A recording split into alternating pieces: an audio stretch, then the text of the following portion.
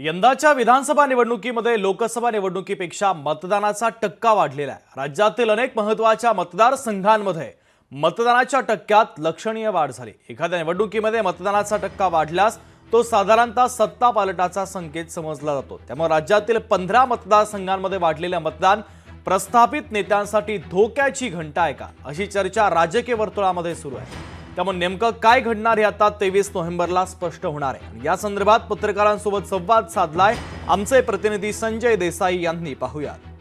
लोकसभेप्रमाणे विधानसभेलाही यावेळी मतदानाचा टक्का वाढलेला आहे। गेल्या वेळी सांगली जिल्ह्यात विधानसभेला 63% मतदान पडलेलं होतं, मात्र यावेळी 71.56% मतदान पडलेलं आहे। यामुळे हा वाढलेलं मतदान कुणाच्या पत्त्यावर जाणार हे 23 तारखेला कळणार आहे। यासाठी आपल्यासोबत आहेत राजकीय विश्लेषक आहेत, ज्येष्ठ पत्रकार आहेत, त्यांच्याकडून त्यांची मतं जाणून घ्या की नेमकं हे मतदान कुणाच्या पत्त्यावर पडणार आहे ते। नमस्ते सर, काय वाटतंय आपल्याला?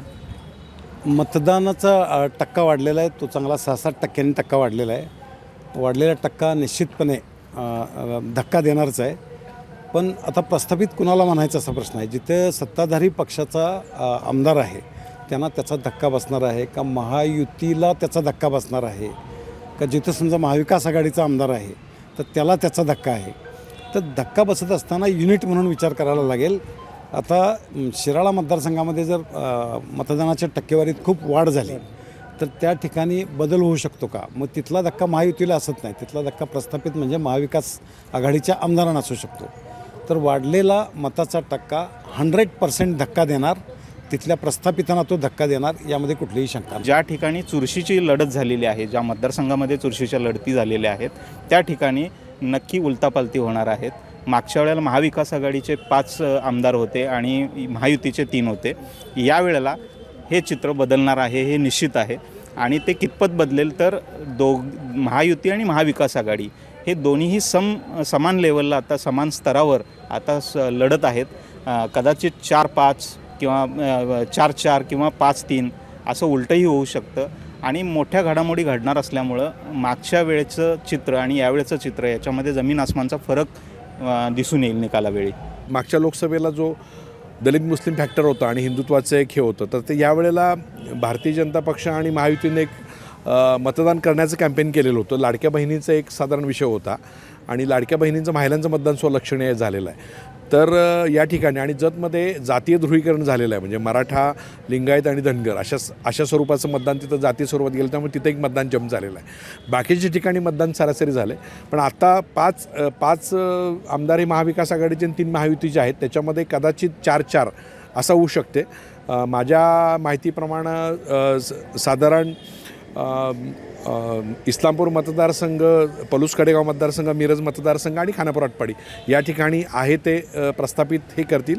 त्यानंतर तासगाव आणि शिराळामध्ये चुरस होईल आणि सांगलीमध्ये सुद्धा बंडखोरीचा नेमका काय परिणाम होईल अशी परिस्थिती आहे।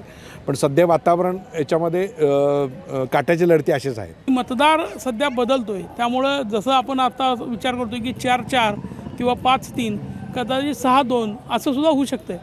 कारण ह्या 8 मतदारसंघांमध्ये प्रत्येक ठिकाणचे गणितं बदलत चाललेले आहेत। मतदारांचा जो जसं आपण म्हणतो की लाडकी बहीणचा काहीतरी परिणाम होईल का, तर महिलांचा टक्का वाढलेला आहे नक्की यामध्ये। त्याबरोबरीनं स्थानिक मतदार जो आहे तो आपल्या वेगवेगळ्या स्थानिक प्रश्नांमुळे सुद्धा आलेला आहे आणि काही ठिकाणी कार्यकर्त्यांनी स्वतःहून एफर्ट्स घेऊन ह्या लोकांना मतदान केंद्रापर्यंत आणलेला आहे। वाढलेला मताचा टक्का जो आहे तो आपण निश्चित स्वरूपानं लाडक्या बहीण योजनेचा आहे आपण म्हणू शकतो। कारण की महिला खूप मोठ्या प्रमाणात मतासाठी बाहेर पडलेल्या आम्ही पाहायला मिळाल्या होत्या, परंतु याचा फायदा फक्त महायुतीलाच होईल असं दाव्यानं सांगता येणार नाही। कारण जतसारख्या विधानसभा मतदारसंघात जातीय ध्रुवीकरणाचा देखील मतांचा टक्केवारी वाढलेली पाहायला मिळाली। या जातीय ध्रुवीकरणाचा कदाचित महायुतीला तोटासुद्धा होऊ शकतो, अशी एकूण परिस्थिती आहे। एकूणच पाहता की वाढलेला मतदानाचा टक्का हा धक्कादायक असणार आहे। येणाऱ्या 23 तारखेलाच मतदारांनी कोणाला कौल दिला हे पाहायला मिळणार आहे। कॅमेरामन सुजित सह संजय देसाई, लोकशाही मराठी, सांगली। लोकशाही मराठी, ऐका, पहा, जागरूक रहा।